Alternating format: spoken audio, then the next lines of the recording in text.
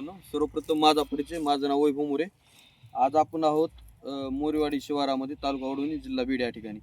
आज या ठिकाणी कावेरी सीड्स कंपनीचं KCS 36 या वाहनाची वेचणी चालू होती. आपण शेतकरी बांधव आपल्या सोबत आहेत, त्यांनी बॅग लावली, त्यांना विचारू तुमचा परिचय सांगा वाहनाबद्दल. माझं नाव रोहित मगर.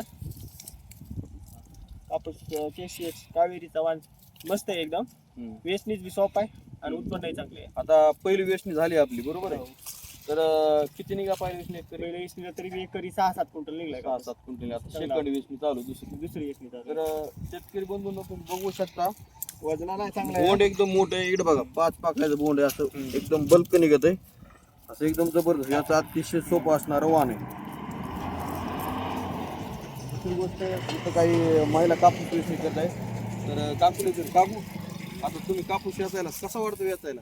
सोपा आहे याचा बोंड किडकं बिडकं काय नाही, नाही, किडकं नाही, काही नाही.